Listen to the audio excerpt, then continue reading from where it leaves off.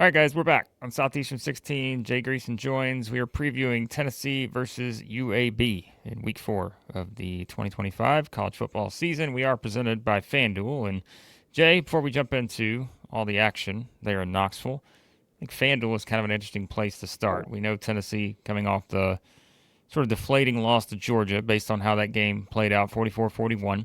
I was looking at a couple numbers over at FanDuel in terms of looking ahead for Tennessee. We mentioned Joey Aguilar on Saturday was the then leader in the FanDuel odds for the Heisman. He's now at plus 1,600. I think that puts him at 8th or 9th right now. But I still think the one that maybe for Tennessee fans you're looking at it, intrigued by, maybe looking ahead, Tennessee to make the college football playoff. Yes, plus 210. No, minus 265 right now at FanDuel.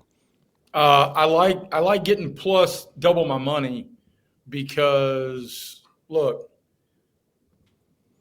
every Georgia and Tennessee fan you and I probably know, a lot of those in the chats, a lot of those who email us and interact on social media, both of them were exhausted Sunday. I mean, I saw a handful of folks at church Sunday morning, and it's like they had played a full game. I mean, the emotional roller coaster, and that'll lead into this preview in just a second.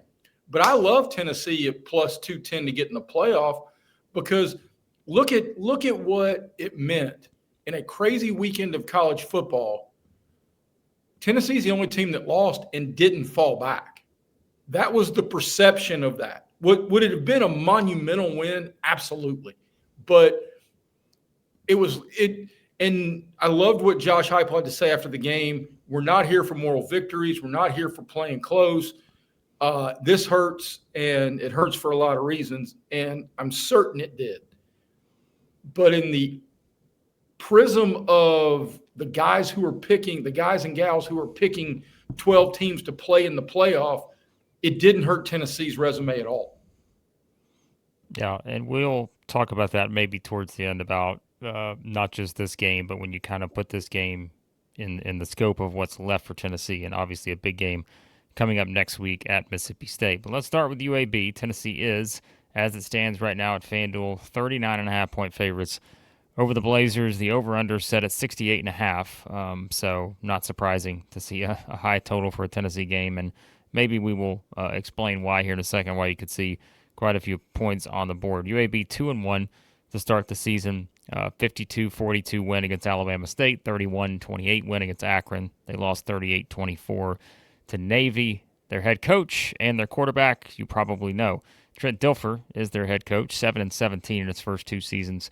Jalen Kitna, their quarterback, who started at Florida but was dismissed for reasons I'm sure everyone has seen and heard over the past however long, whenever that happened. I think that was, late 2022, Jay? Something like Sounds that.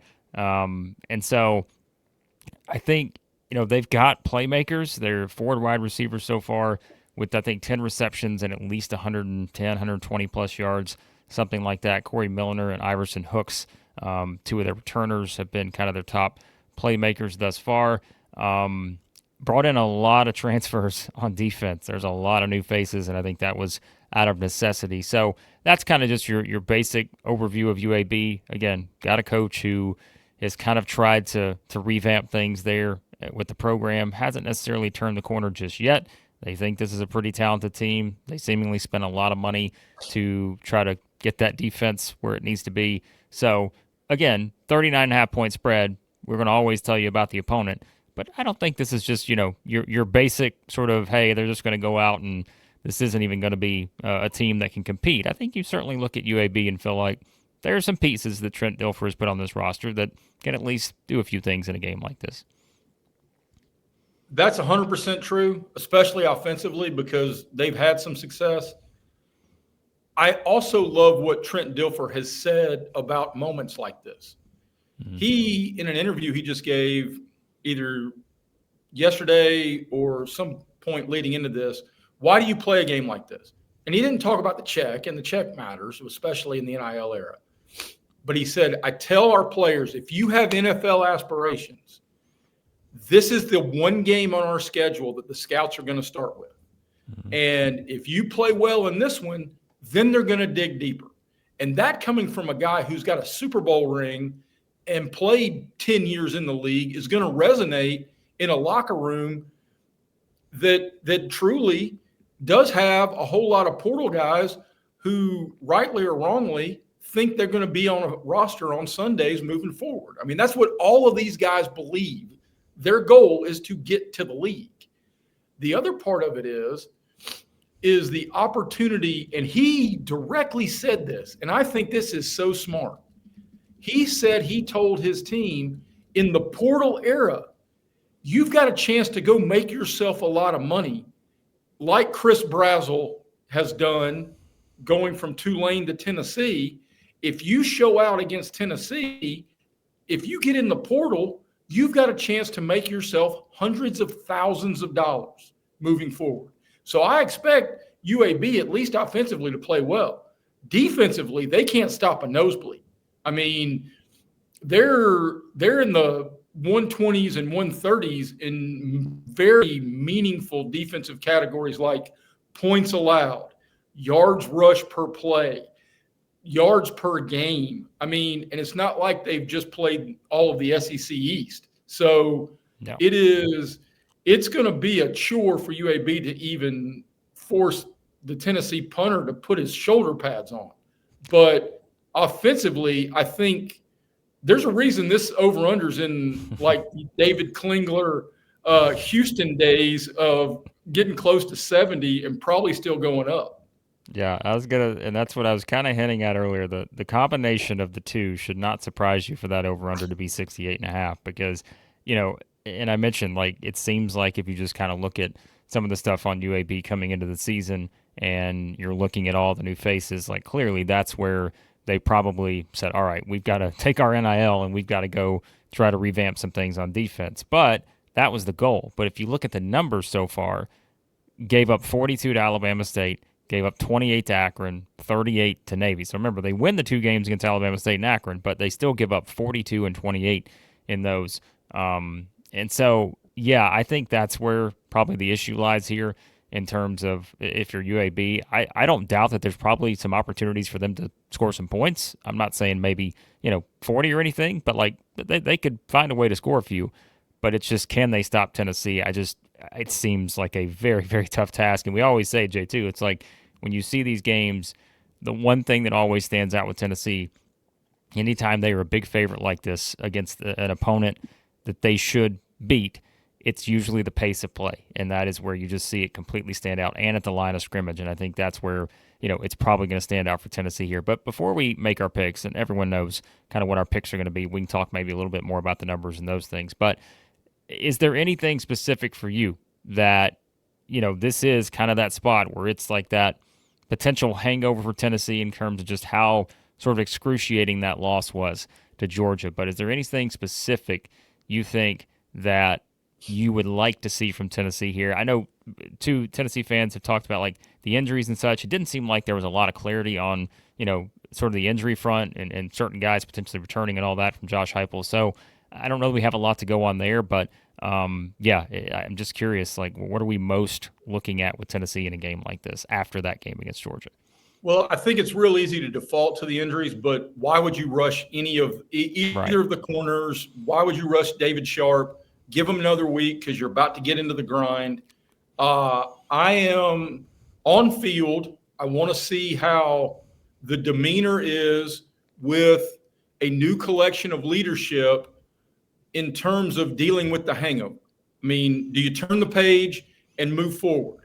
I think they will. I mean, you've got an overmatched opponent. It's an early noonish 12:30 kickoff. So bring your own energy and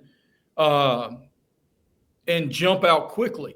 I also want to see three hungry running backs maximizing their time and their carries as they move forward. And then I think the most important thing I want to see is to make certain the kicker now turns the page and gets back out there. I mean, because look, that dude's had a terror. I almost cussed right there on a family network. That guy's had a crappy week. I mean, there's just no two ways about it.